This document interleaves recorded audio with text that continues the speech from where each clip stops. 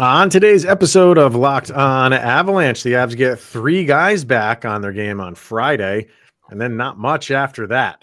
We look forward to tonight and celebrating one of the best, Erik Johnson. Let's talk about that. New episode of Locked On Avalanche coming at you.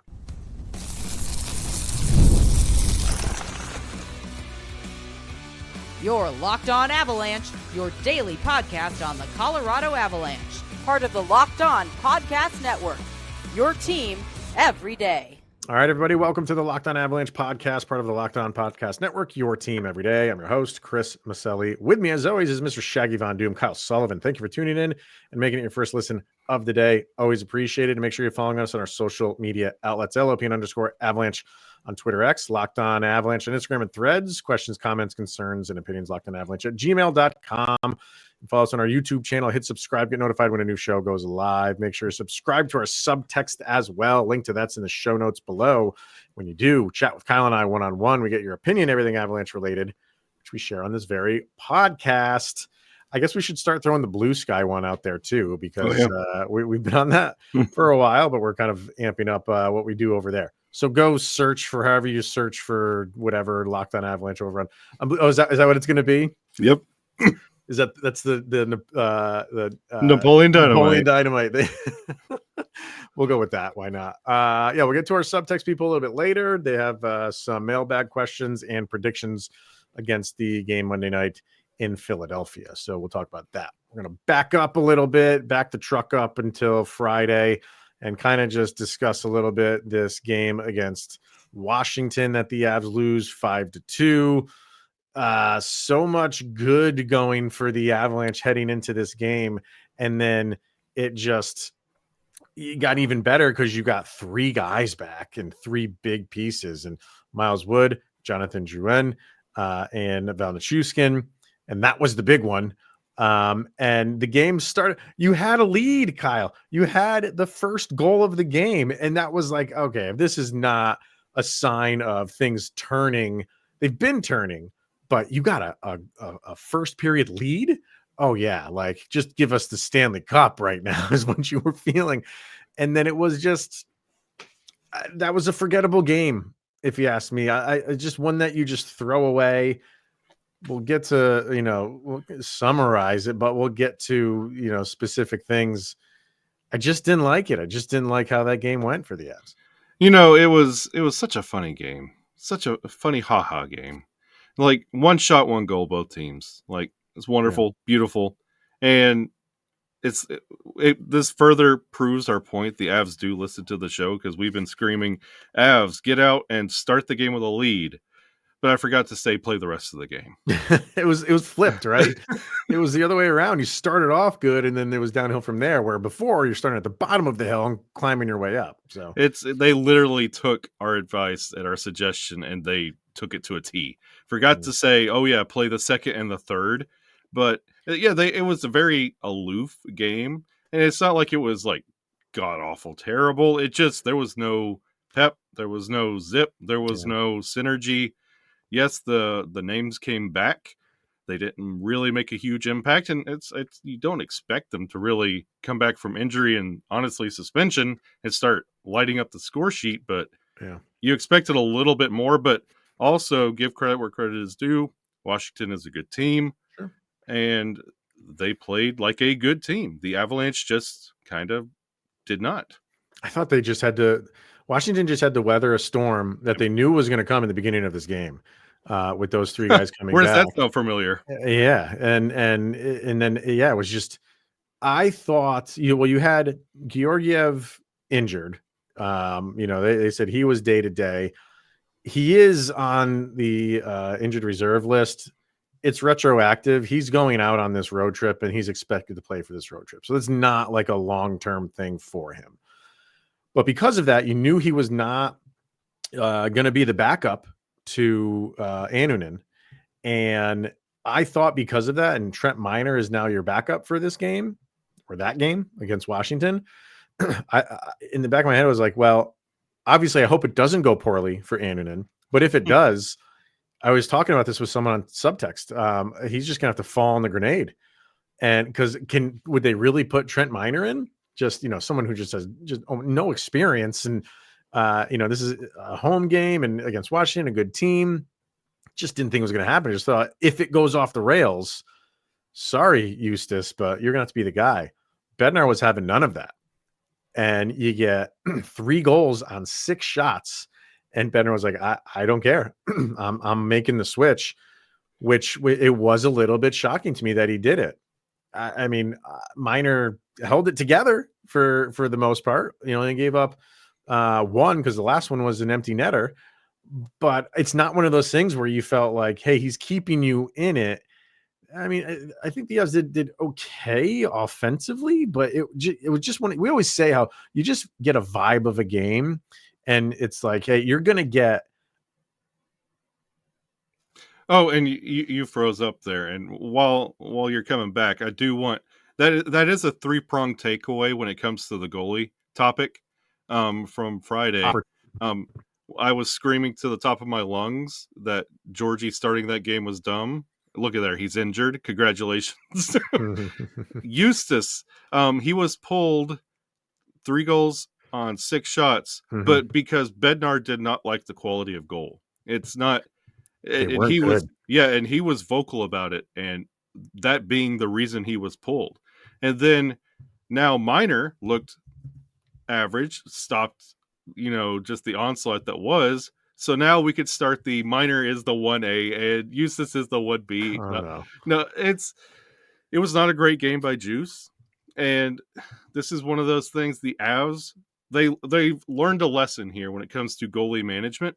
Now you have goalies to manage. You have to do a little bit better in this situation. Like that last Georgie start really should have been a Eustace start because he really needed, you got to manage these guys. You can't have them off for a week and a half and then expect them to get back up there and be what they were, because you're going to get the same performance. Like Miner hasn't even seen a game and looked better than Eustace. So you've got to really do better. And you lost Georgie, and I know it's retroactive, yada, yada, yada, but I mean, you still got to manage it better. It could have been a lot worse for Georgie. Yeah. So the Avs learned a lesson. And if you're going to juggle these goalies, you have to do a better job. I think it's so tough because I know everybody wants to jump to Annunin's defense and be like, well, that's what you get when you don't put him in for that long. And it's like, yeah, but those goals were bad. I mean, you look at, let's see, he had the 3 goals. 1 was a high danger. The other 2 were low danger goals. Like, you're not supposed to give up low danger goals. It's okay if you give up the high danger goals. You can live with those. And I think that's mainly why Bednar made that move. Yeah. Was like those were no traffic in front. And he's just missing them. He's just whiffing on them. So yeah, is there, I mean, these guys are professionals, right? Mm-hmm. Like we can't say, hey, he was sitting for too long and he came out like, that's what warm-ups are for. That, like, he's practicing, he's in practice, he's taking so I just don't buy fully into the, well, he's cold aspect of it, because that should be gone within the first few minutes of the game for anybody. And when the goals you're giving up are the ones he was giving up, you knew that it just wasn't his night. And that's going to happen. We'll turn the page and see what happens against Philadelphia. Because he didn't get a lot of time in for this game. So is he still cold by that metric for people who want to say that he's still cold? Because he technically didn't play in this game. He plays on a very cold surface, to his credit. That's true. That is true. But yeah, I mean, you didn't have a lot, and you only had 19 shots on goal total. And like to your it's Kovalenko and Parker Kelly are scoring your goals. Like, you talk about this that's huge. Good. Like, that's good though. It's good, but you're also like the conversation going into this game was, look at all who you're getting back, and can you imagine Lehkonen and with McKinnon, and you're playing all these fantasy line games. You walk away with a loss, and your only offensive contributions come from Parker Kelly and Kovalenko, which is good to your depth scoring. But hello, everybody else, like, step up. Yeah. Oh yeah. No, you'll take that. You'll take those 2 guys scoring, with the assumption and expectation that the guys who usually carry the team will continue to do that. And what they gave you is just bonus and just extra, which is always good. And it just didn't happen for the Avs. I don't want to put too much stock into this game of thinking like this is how it is for the Avs, because I feel like they have turned a corner in how they're playing. You get these three guys back.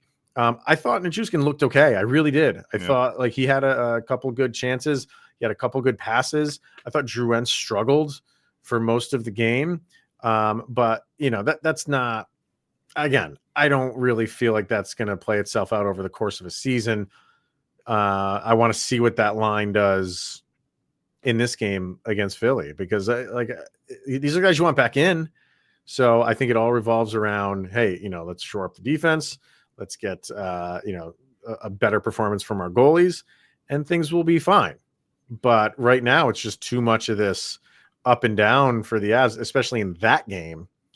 So yeah, I think the narrative right now, 18 games in, is you still don't know what this Avalanche team is, because that snapped a 3-game winning streak for the Colorado Avalanche. Like, this is you still don't know what this team can do on any given night, and you don't know the MO of this team. So going into game 19, we'll still figure it out. Isn't that crazy? Like, just when you think you have it figured out, just when you think like, hey, this is more like Avalanche hockey, and oh my God, we're getting these three guys back, that's just going to continue.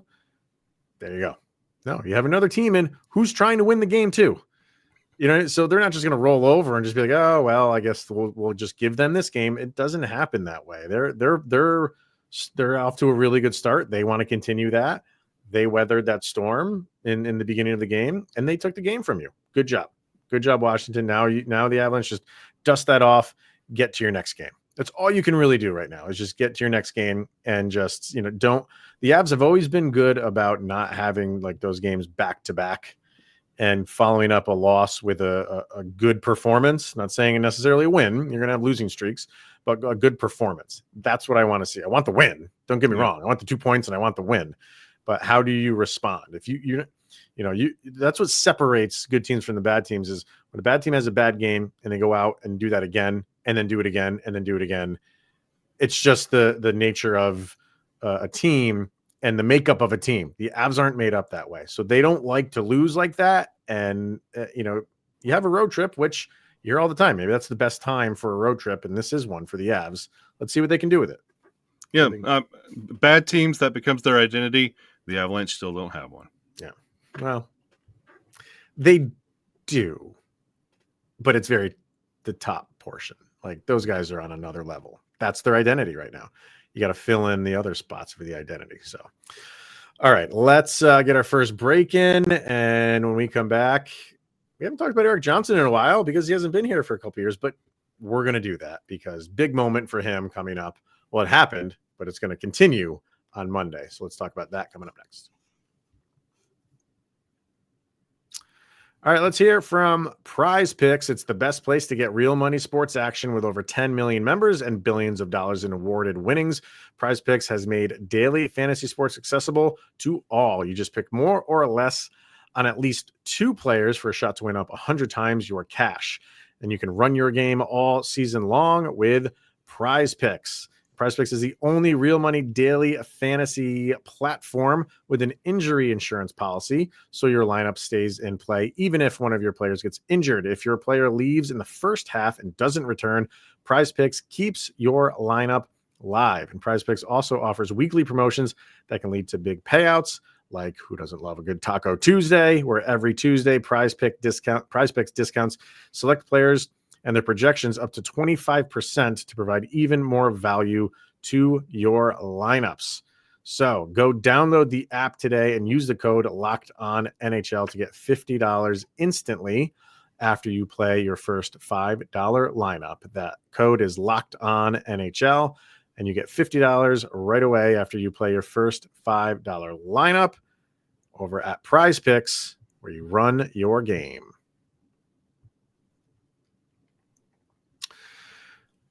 We talk every once in a while about Mount Rushmores, and the guy who's never on that list is Erik Johnson.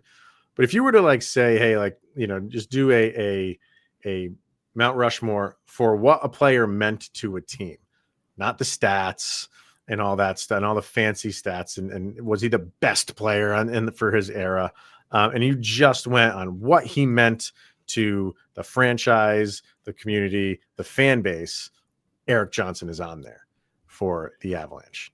And even though he doesn't play for them anymore, he's still very well loved by this fan base.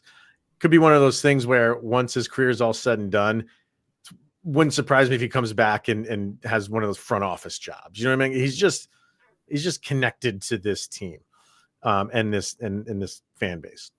And he hit 1,000 games on Saturday against the Sabres in Buffalo. So because it was in Buffalo, they're not going to have the big to-do and big ceremony for him. But it was kind of cool that his 1,000th game was against the Sabres, which is a former team. Which it was there for a hot second. And now, the first game after that they can celebrate it back in Philly is against the Avalanche. It's like, how perfect. They just need to play the Blues next. Right. I mean, do they? I wonder. I don't know. Go check that. Who knows who they play next? But yeah, so you're going to get that celebration, and it's just so poetic and so perfect that it's against the Avalanche, because that's what he's kind of synonymous with. Yes, even though he was the number one pick, not by the Avalanche, he played the lion's share of his time with Colorado, and it was that whole moment where you knew if the Avalanche won the Stanley Cup, he was getting the handoff from Landeskog, and it was everything it was supposed to be for a guy that you root for, that plays that long. And like, again, if you didn't have a rooting interest in that Stanley Cup final, you probably were going for the Avs, one, because you didn't want Tampa to win 3 in a row, and because it's Erik Johnson, and you root for those guys to finally get one, and he did. So I'm looking forward to this moment. It's going to be a really kind of special day and special night for him. Yeah, and like even in the intro, and by the way, the Flyers will play the Hurricanes after the Avalanche. So okay, nobody likes the Hurricanes. Well, you don't. No, I don't. And it's like even in the intro when you were talking about EJ, like when you call him Erik Johnson, for a minute I was like, oh God, is he in trouble? Because it's EJ. it's EJ. Nobody gives him his God-given name. It's EJ. Yeah. And when you talk about Mount Rushmore of Avalanche players, like I always envision whoever's on Mount Rushmore, EJ's taking the picture. Like he's going to be a part of it. Like EJ is synonymous with the Avalanche, even though he started in St. Louis. That doesn't matter. Doesn't exist. He's an Avalanche, and he played with the Sabres. Still doesn't register. He's with the Flyers. Yeah. Well, Peter Forsberg was with the Flyers and with the Predators, and I don't remember any of that. So it's going to be great to see him again. There's going to be a lot of them. Yeah, who knows? You might see Landeskog pop up somewhere in Philly. Like wondering that. Yeah, it's going to be a great thing, and especially, I'm wondering how the vibe will be, especially after a loss. When both teams right now, Philly and Colorado, are sitting at 500. So somebody needs to win this game, and I would like to see what the Avs do. You don't think they're going to open the floodgates against Philly because EJ is on the other side, but it's going to be. What do you mean? Like they're going to hold off? I don't think that's. It's going to be one of those that it's just going to be. I don't know. I'm very curious on how this game is going to be approached, because I know they're going to try and rectify everything that was that very vapid, lifeless game against the Capitals. Yeah, but. I mean, you got EJ there, and it's your first time getting to see him and celebrate. Hey, congrats on the 1,000th. Sammy G gives him 25% of his contract to say, hey, this is what I owe you for still being here. Yeah. Like, it's just all the wonderful things that come with that, and you get to celebrate a big 1,000 games, guys. That's for EJ. That's a big deal. I think once all that's said and done, it's down to business. Like you go up against former teammates all the time in this league, the way guys move around. I know it's a little bit different when it's someone like Erik Johnson, but it was similar when like Kadri left and went to Calgary. You know what I mean? Like you don't hold back. You play your game and you go out to win the game. And it's funny because, both these teams, Flyers on a 3-game winning streak. Yeah. So they want to keep that going, obviously. The Avs, they want to get back in the win column, obviously. So, every day you're playing to win that game, and you're playing to get those 2 points. So I don't think the Avalanche are going soft whenever Erik Johnson's on the ice. I'm not saying they're going to headhunt after him. They don't play that game anyway, but they're ready to go.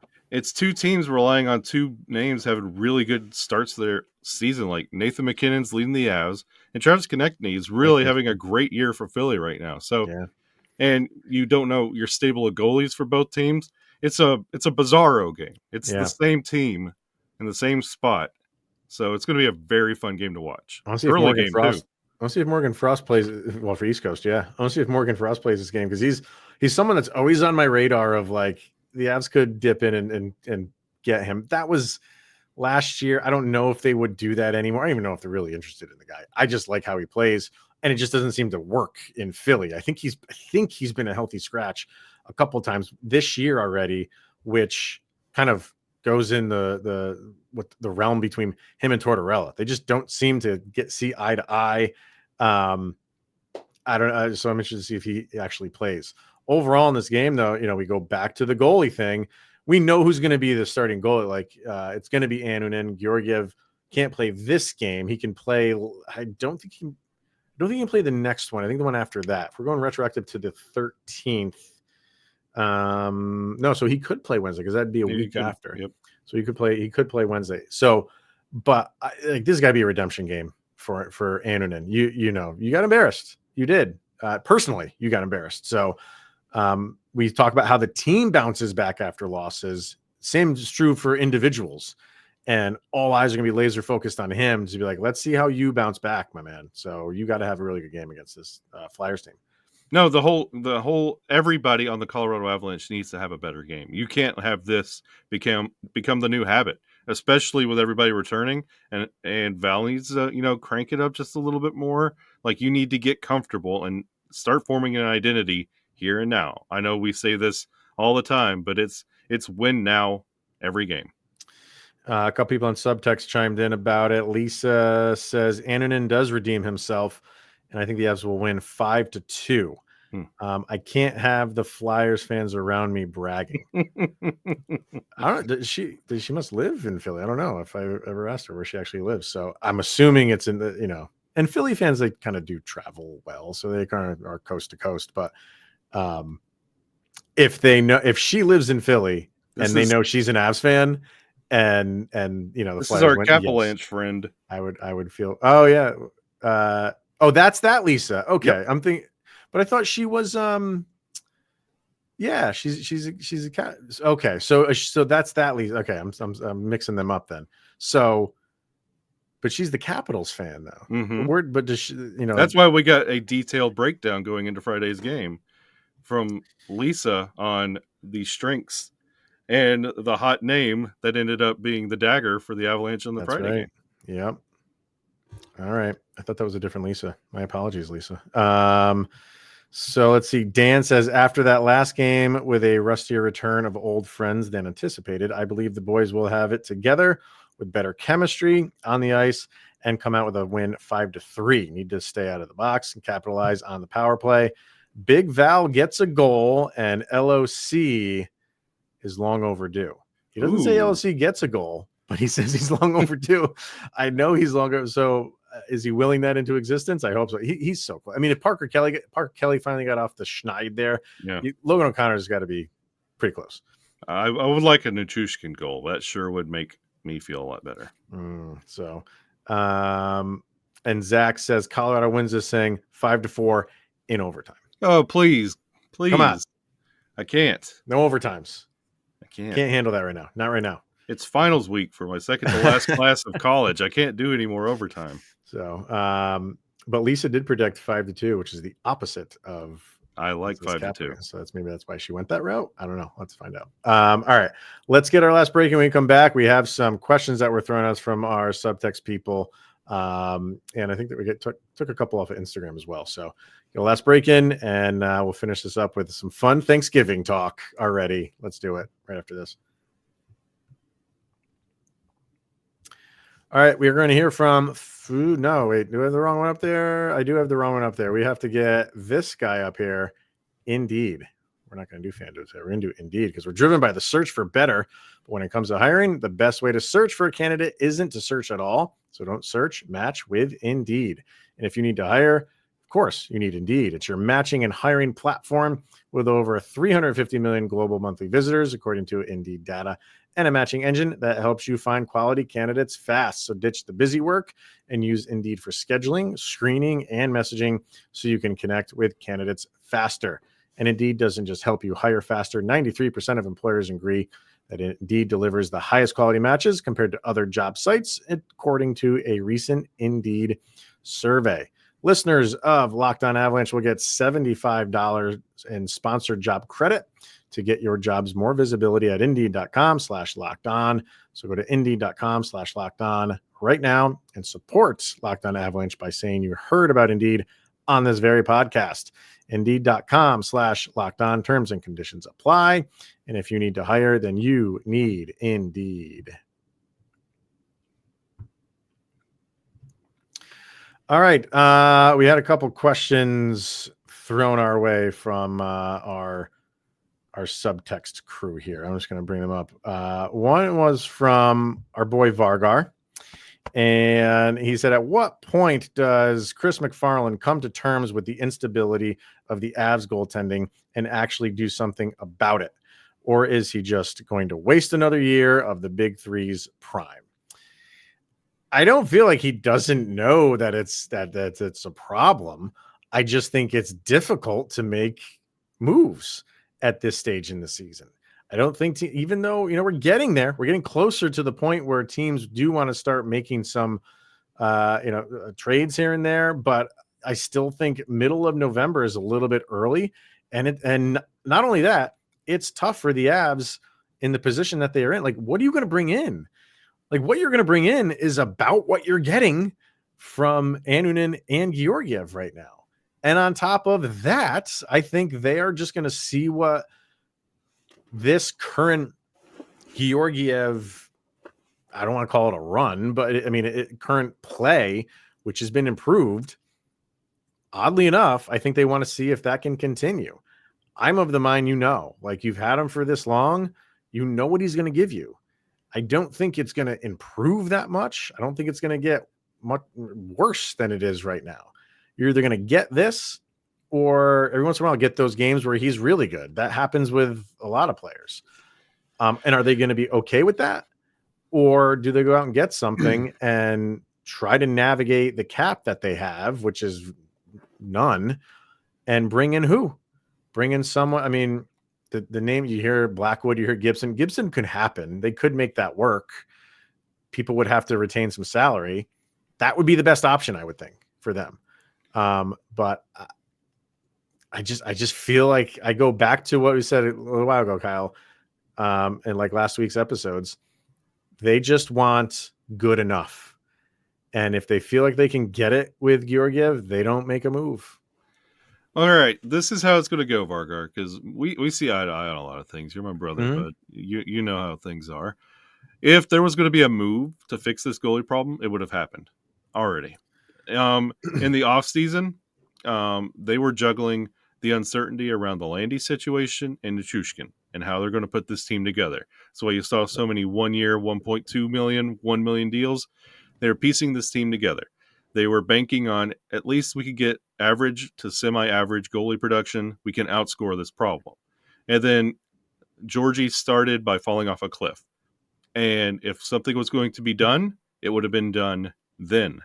But they can't. They don't have a lot of money. And I hate to tell you this, Vargar, but with Nichushkin coming back, it just got a lot harder. Because now that contract is now a thing.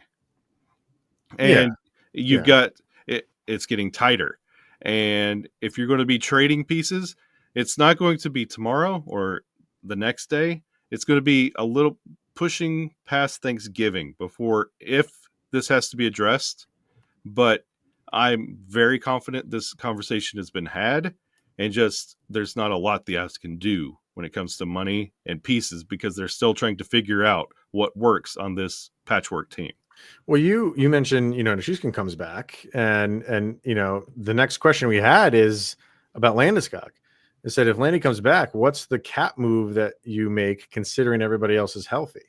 So that's the other part of the goalie situation is like, you can't go out and go get somebody that cost even a little bit more than Georgiev. Even if you were to unload, if you were to trade Georgiev for what you wanted to bring in, you couldn't bring in more than what he's making because you have to worry about Gabe Landeskog coming back. So, and it was according to Puckpedia, it's at 4.9 million that you have to clear.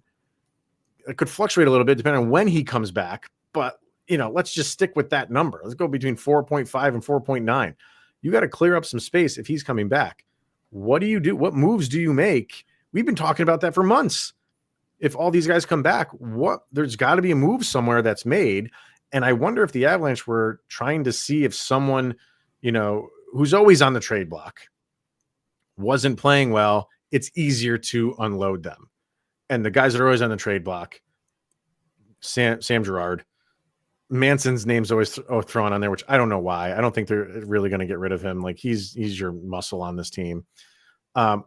It's a really good question that I don't have an answer to of what they're going to move or how they're going to navigate bringing Gabe Landeskog back, because the absolute worst case scenario is you get rid of somebody like that to make way for Landeskog, and it doesn't work out for Gabe Landeskog. Now you've gotten rid of a pretty good player, and now you've really lost two good players because whoever you move to open up some cap room for him, and he can't go. That's the worst case scenario. And you have to think about the worst case scenario. It's not like I don't want to talk about it, but you have to think about that stuff. It's going to be really, really fascinating to see what the Avalanche do. I don't know. I wish I had an answer to say like, this is exactly what they would do. And feel comfortable about like, hey, so-and-so is not performing up to standards. That's what his cap number is. You can move that out the door. Sam Girard's playing fine. I got no problem with how Sam Girard's playing. He had a bad turnover in that game against Washington. I get it. Like, I don't want to say it was a bad turnover. That was a good defensive play by McMichael. That was a really good defensive play. But whatever. It's tough. It's a tough situation. Mansing gets brought up because if the rumors and the deal and the fantasy hockey playing, if you're going to make a deal to get Gibson out of Anaheim, you're going to say, here's Manson. You remember him. We're going to package him with Georgie, and you're going to make that deal, and you're going to make something happen there. If it's anybody else in the league, you're going to package Sam Girard and Georgie, and you're going to you're going to address it.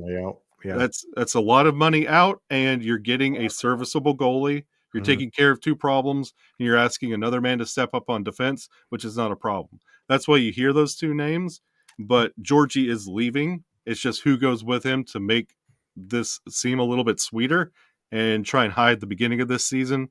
But something will happen.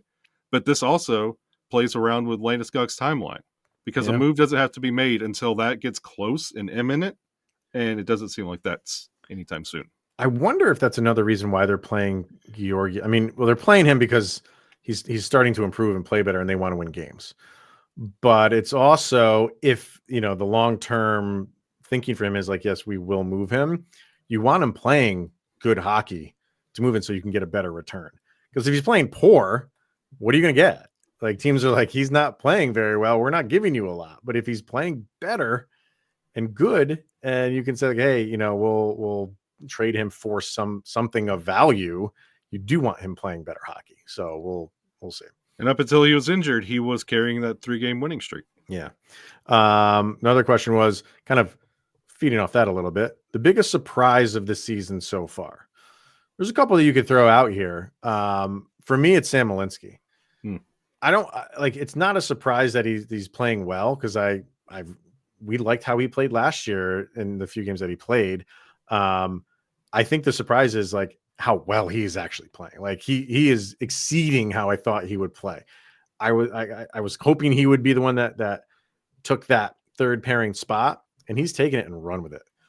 And kind of backing up a little bit to the previous question, and if you do have to move someone like Sam Girard, I think the way Sam Malinski has played makes it a little bit more palatable that you can move him up on that second pairing. And sure, there's still gonna be maybe a little bit of growing pains, but was he 25, 26 years old? Like, he's been around a while. Like, you would feel kind of comfortable elevating his role a little bit if you had to. I'm not saying that's what the Avalanche want to do right now, because it might be a little bit early for them to do that with him. But I think they're very happy with him in the third pairing, play that role for this season. We'll address the future seasons in the future, but I've loved how he has played this year. Yeah, Sam Malinski is kind of like, he feels at home like Kovalenko and Ivan. Like, you're just like, yep, there's Malinski. I feel good. Like, I agree with you. And like, my surprise is a good, bad, and ugly, or indifferent, honestly. The good, Ross Colton. Who would have thought? Mm-hmm. What a start to the year. The bad, Georgie's start. I didn't think it could get that bad, and we'll see where it goes, but I was very surprised and very disheartened with how it started. The indifferent, nobody's complained about the jersey patches. I haven't heard a peep. Not a soul. Not a whimper. I think when they first came out, you did. But I think it's just acceptance. I think that's where we are in the grieving process, is just they're not going away. So what are we going to do? We can complain about them all we want, but they're there to stay. Yeah, I haven't heard a thing about them. It's been like, for us to hold out for so long, and then it finally happened. You would have thought there would have been more moaning and crying and riots in the streets, but it's been just like, oh, okay. I haven't. It'll probably get brought up again. I haven't seen anybody who's ordered an Avalanche jersey and it's shown up with the patch on it. Oh, true. So I know some teams have been doing that. Like, fans are just ordering and not from this year. I heard last year. I know, like the Minnesota Wild one, which is maybe one of the ugliest patches. Fans were ordering those with the patch just there. So is it going to happen with the Avalanche? I don't know. If that you'll start seeing people posting their jerseys on social media. If it's got the patch, you'll get another couple days of, oh, this is ridiculous, and then it'll float away again. But you're right. It was there when it first came out, and it's kind of dissipated a little bit. Yeah. So, and last question. These are kind of two questions. We're going to roll these up into one. Excuse me. So AsFan Forever says, if you could have a night to hang out with any one of the Avalanche players, whom would we pick? And they picked Landeskog. So it seems to be a fun time. I'm thinking axe throwing with Landeskog. And then Katie asked, which Avs house would you most want to go to for Thanksgiving dinner? So basically, we'll kind of roll those into one question. Like, yeah, who would you want to hang out with, or even bring up the Thanksgiving dinner on? You know what? I'm going to eat. This was easy because of recency. I want to go hang out at Cale Makar's house because he got a new dog, and it's the most adorable thing I've ever seen. It is very nice for both. Cale Makar seems just like such a homebody, though. Yep. So, as far as I think Thanksgiving would be fun at Cale Makar's house.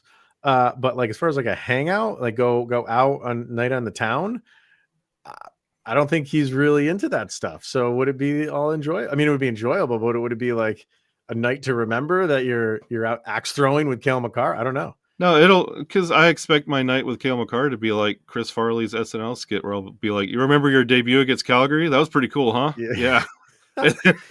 Yeah. I mean, as far as like a night out, Miles Wood would be fantastic to go out with. And then Thanksgiving dinner, I'm going to cheat a little bit here, and go with someone who's not on the team currently, but he was at the beginning of the season in the playoffs. Or not in the playoffs, in the preseason, P.E. Bellemare. Yeah, I thought about that. Why not? Because if you've seen those videos, his wife making some food looks pretty good. So I'm going to go over to his house. Oh, I don't want my face on YouTube. Come on now. It's there 5 days a week. What's the first food item you go for Thanksgiving Day? Your table is set. What are you reaching for first? Bro, I'm from the South. I go with the dressing. So okay, so you call it the dressing. So it's not stuffing to you? No. Okay. No. That's stuff in a box. Yeah, stuffing is so if it comes from a box, it's called stuffing. If it's homemade, it's called dressing. Yeah. Okay. What do you call like Italian sauce? You put because some of the hardcore Italians call it gravy, which I can't stand. I mean, I'm Italian, obviously, but I don't call it gravy. I don't know why. I just can't do that. Like red sauce? Yeah. Oh, yeah. They'll call it gravy. Yeah. And don't ever break spaghetti. Gravy. Don't ever do that. Just unsubscribe if you're a spaghetti breaker. Who breaks spaghetti? Don't do it. It'll fit in the pot eventually. If you do it right. Yeah, we are turning to the Locked On Food Network right now. So, all right, we're going to wrap this bad boy up. That's going to be it for today. We'll be back tomorrow, talk about this game against Philly, and the EJ ceremony, of course. So, all right, it's going to wrap it up. Thank you for tuning in, making it your first listen of the day. That is always appreciated. He is Mr. Shaggy Von Doom, Kyle Sullivan. I am Chris Maselli. This is the Locked On Avalanche podcast. And guess what, folks? You're 24 hours closer to Sidney Crosby being in an Avalanche sweater. He calls it dressing. No, he doesn't.